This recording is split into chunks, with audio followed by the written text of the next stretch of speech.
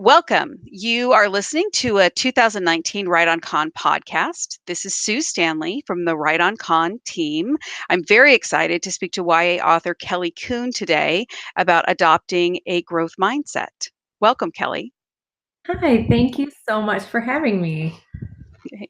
For those of you who may not know, Kelly Coon is the author of the book Grave Maidens, coming out in December of 2019 from Delacorte Press Random House, and its sequel, which is scheduled to come out in 2020. Yes. Kelly, can you tell us a little bit about yourself? Yes, I'd love to. I am obviously a young adult author, fantasy author, which still seems surreal that I even get to say that. Former English teacher, high school English teacher, and I'm currently an editor for a company called Blue Ocean Brain. And it's interesting because I learned so much in my current job. And one of the things that I've learned a lot about is growth mindset. So I use what I kind of learn in my day job and apply it to my writing, which is, just kind of a spectacular win-win situation. That's fantastic. So, can you tell us, for people who don't know what a growth mindset is, what does it mean to have a growth mindset? Yeah. So a growth mindset, it was first really kind of coined by Dr. Carol Dweck, who is a psychologist and a professor at Stanford. And she used to be an elementary teacher. And more than 30 years ago, she and her colleagues were really interested in student growth and learning. And they discovered that some students bounce back from failure and some students don't. And they studied thousands of students to kind of see what is it that makes some students bounce back and some don't. And they found that there are two mindsets that people generally tend to have. One is a fixed mindset and one is a growth mindset. And fixed mindset individuals, they kind of believe everything's black and white. You either have it or you don't. In the writing world, it's people who say, hey, I'm just a fabulous writer or I'm not a great writer. And some people just have this natural talent, some people don't. And they think fixed mindset people tend to view critique and feedback as like personal attacks. They also are hostile when it comes to critique sometimes because they believe that it kind of showcases a bad part of their character. And they also they think having to work hard is a sign of having limited ability, which is absolutely not true.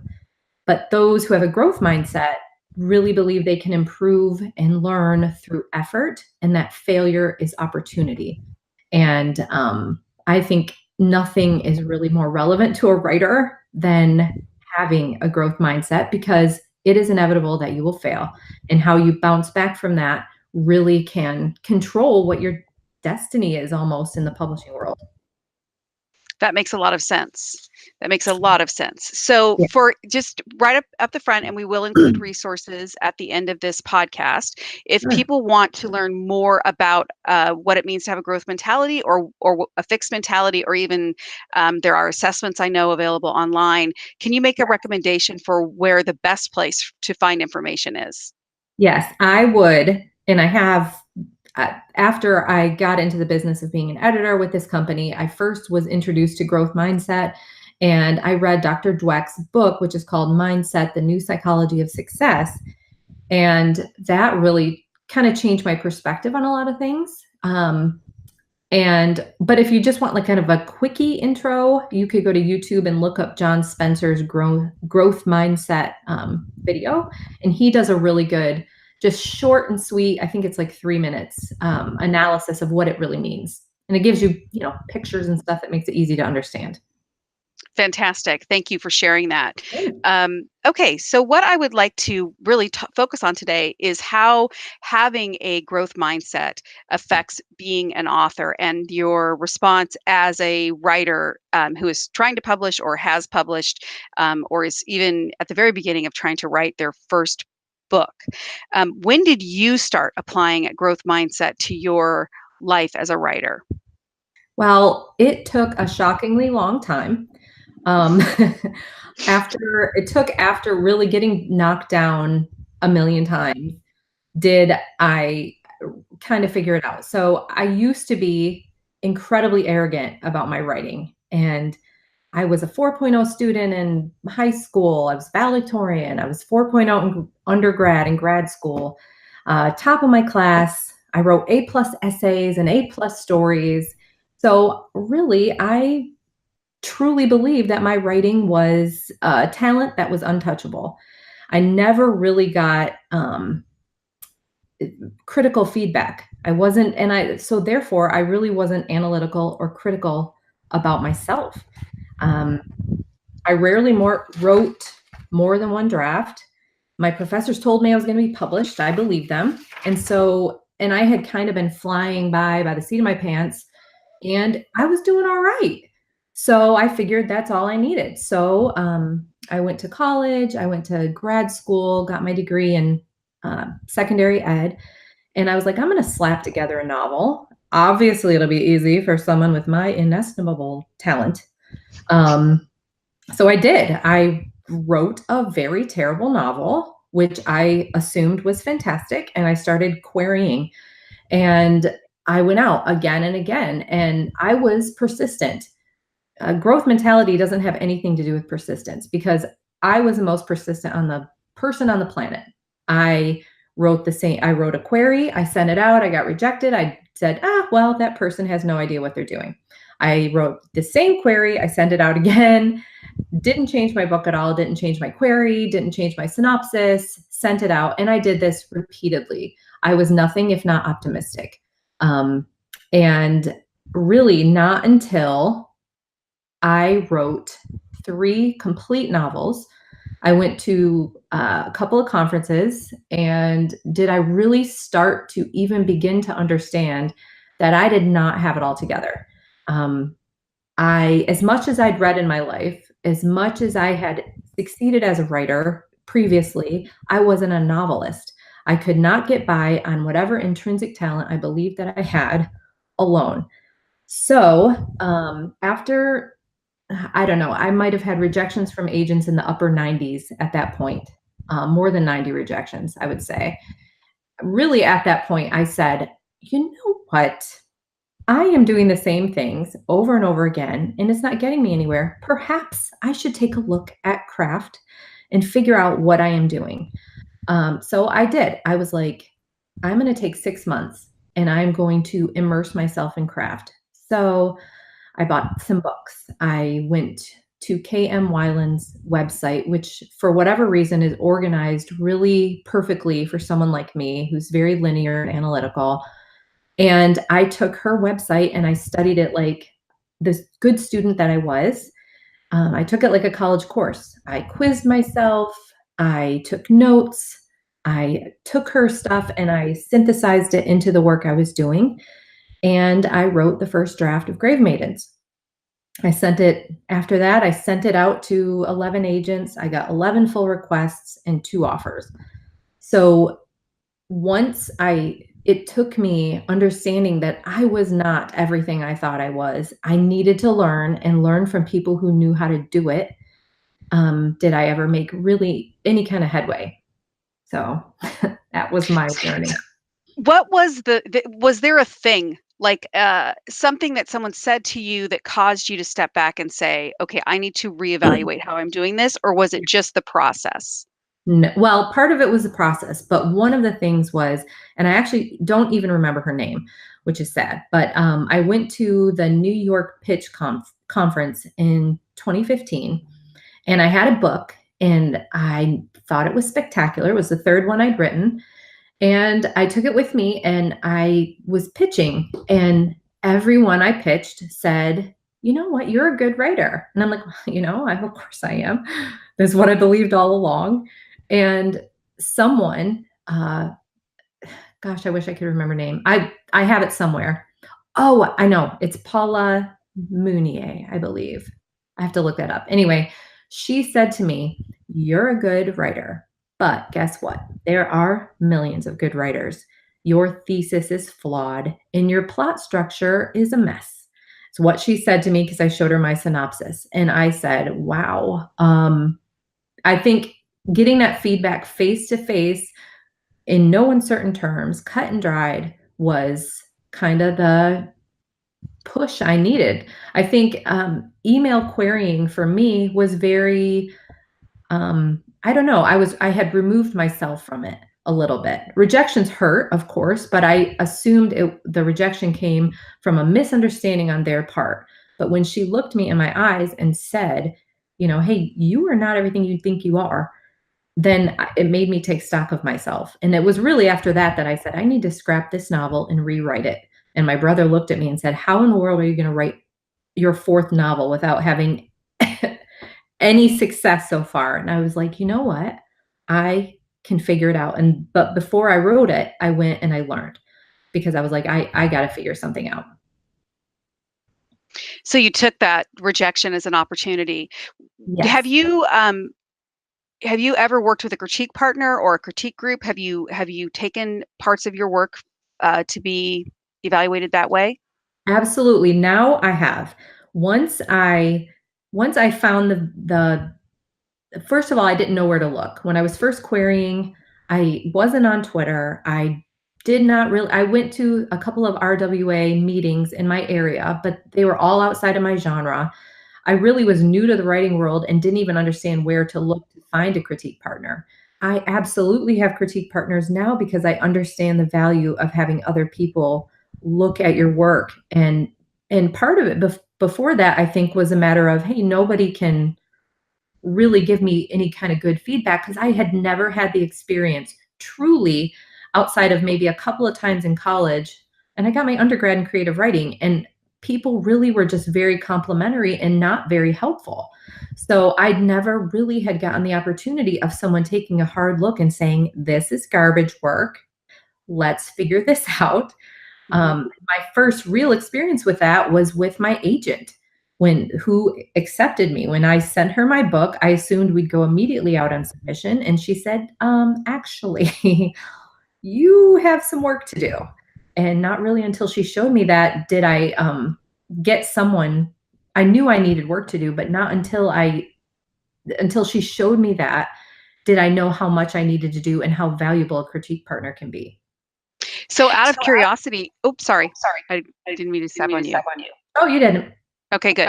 Um, for you, when your agent gave you the feedback that you needed, that you had work to do, where did you go to to get that information? Did your agent send it to an editor, or No. did you find a critique partner on your own? She is an editorial agent. Her name's Kari Sutherland. She used to be an editor at Harper Teen, and I mean, she was kind of the genius who acquired Red Queen and Pretty Mhm. Little Liars. So she knew what she was talking about. So she's an editorial agent, and she gave me my first round of developmental edits, just as if I got them from my current editor at Delacorte. So And she when feedback. you got those edits, were you able to, so going back to the idea of having a growth mentality versus a fixed mentality. In Yeah. your earlier iterations as an author, your first couple of novels, the idea of that, having that growth mentality, or basically having a fixed mentality would have told you, "You're wrong, I have to walk away." What do you think changed from your point of view to allow you to adjust? Because I think for a lot of writers, it's very difficult. I think we all as writers come in with a certain amount of confidence and belief in our ability, but Mhm. to step back and say, "Okay, I have to listen to what these people are telling me and I have to change, not they need to change because this is brilliant." Yeah. What helped you to get from one place to the other? I think my experience with rejection, I by the time I was all said and done, I was rejected 106 times by agents. I kept track because 'cause I'm a very big nerd. I had a spreadsheet of all my agents I had queried and blah, blah, blah. So I knew, and at that point, I was in a growth mindset. I was saying to myself, "Whatever she tells me to do, I am going to do." I trusted her implicitly. The conversations we'd had on the phone prior to me getting my edits, I knew she knew what she was talking about, and I knew that all the stuff that I had ever done in the past wasn't getting me where I wanted to be. So I had to trust her. And for whatever reason, I think it was we have a really good connection, and I know her experience, and she really inspired me, I think, to trust her. And when she sent it to me, I said, "Ah, this is brilliant. You are smart. I am not. I'm going to learn from you." And I did exactly what she told me to do. I mean, she doesn't really tell me what to do, but she gives me a lot of great suggestions. And Mhm. almost everything that she said, I'd say 99% of what she has sent me, I have been like, yes, as a matter of fact, that's a great idea.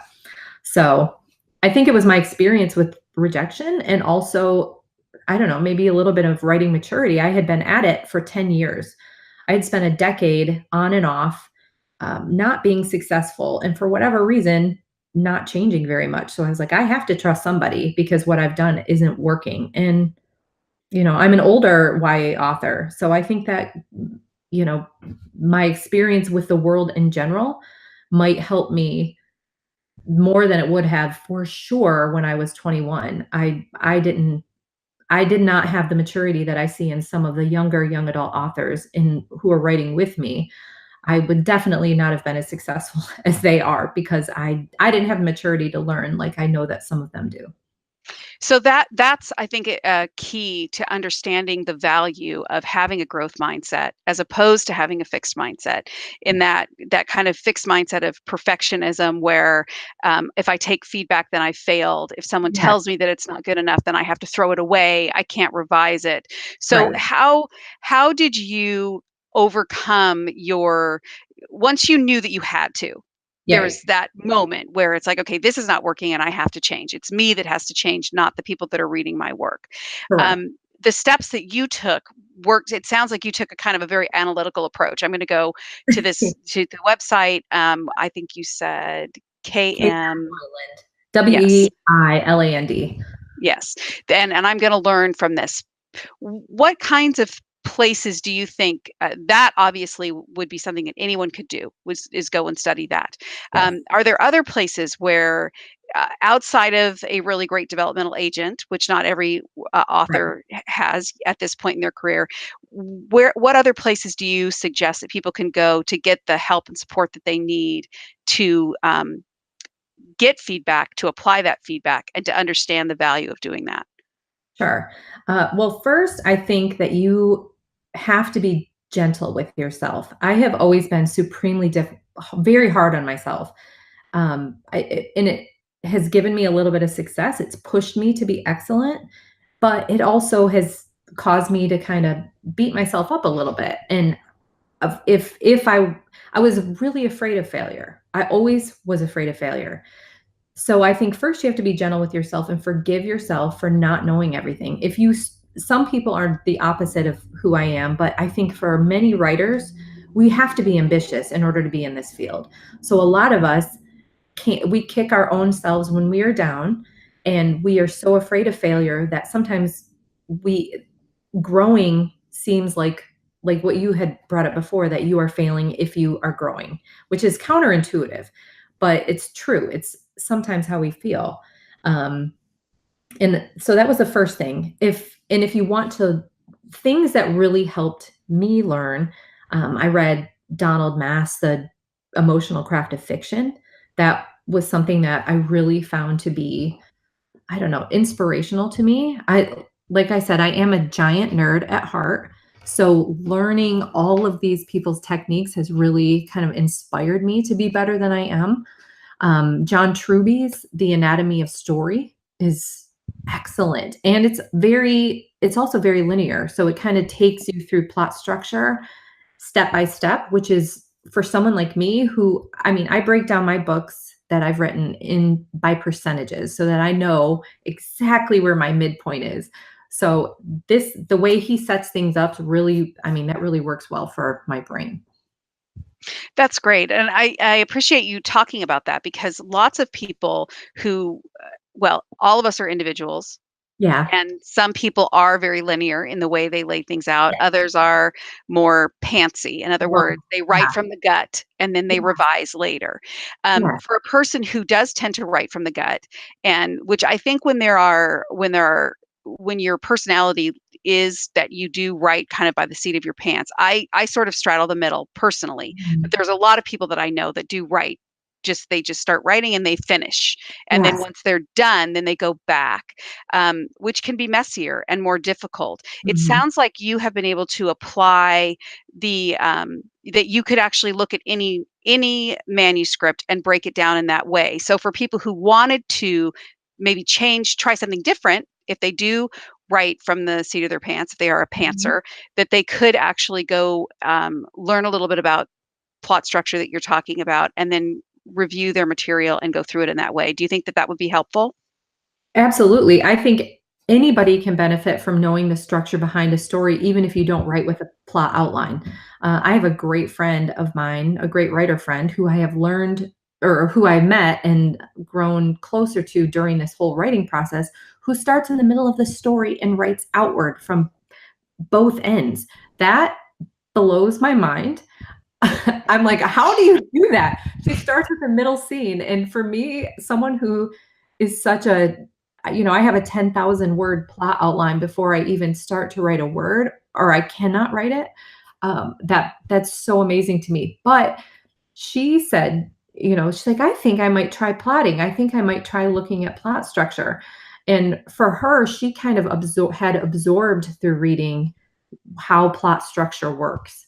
Mhm. And for me, I did not. I have 3 novels that showed me that I was not absorbing enough plot structure to really be able to kind of set it up for commercial fiction. So, yeah, I need the percentages. Those really That help me. That's very interesting. And I think one of the things that I'm hearing from you that also seems to apply to the idea of having a growth or working to build a growth mindset, if you are coming from a fairly fixed mindset, is that you have to recognize in yourself that you have a unique perspective on how you write and Yes. where you want your career to go, and that what's important is to be open to the Yeah. possibility. Yes, absolutely. I think my mindset before was very closed. Yeah, I just assumed that I knew things that I obviously did not. And the difference is that I persevered, but I was persevering in the wrong line of thinking. Like, our brains are very malleable. So the research shows the connectivity in our neurons can change with experience. So when you practice doing something a particular way, say incorrectly writing a novel, like, or writing it in a way that's not going to sell, your neurons strengthen along that pathway.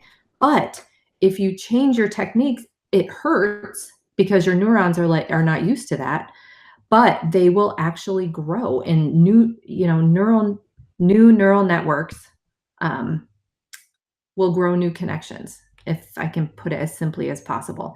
So, yeah, that's all I'm going to say on that because otherwise I'm going straight into nerd brain and that's not helpful for anyone.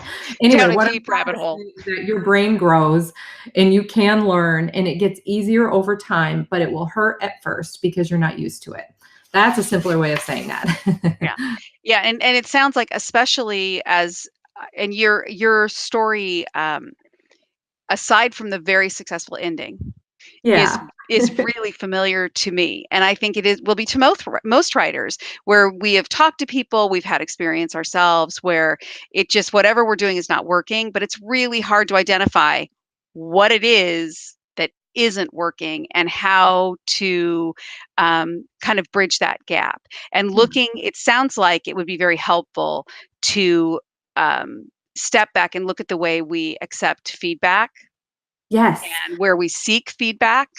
Yes, and I cannot stress you mentioned before CPs, and I cannot stress the invaluable feedback I have gotten during this process of taking Grave Maidens from this little idea in my head, found after doing some research on, ancient Sumer and building it into a story and then watching it shift and change. I've told everyone in my writing life, I'm like, "The product that will be on the shelves this December is the culmination of a lot of minds at work. It's, I had the idea and I wrote those initial drafts, and my agent gave me so much good feedback. And we worked together to kind of bring the story out and highlight different parts that I didn't even really fathom that should be highlighted. And then we sent it to my editor, who was so good at looking at the broad picture and understanding what the story that could be really unique. And she pulled things out of me I didn't even know to look for. So, and now I have a bunch of critique partners and beta readers in the Novel 19s, who are the group of debut writers, MG and YA debut writers. And I have learned so much from every single person who reads it and gives me the benefit and the beauty of their feedback. I've learned what's working and what isn't. And the books that I've read, I this year has been a remarkable um, one of growth for me personally.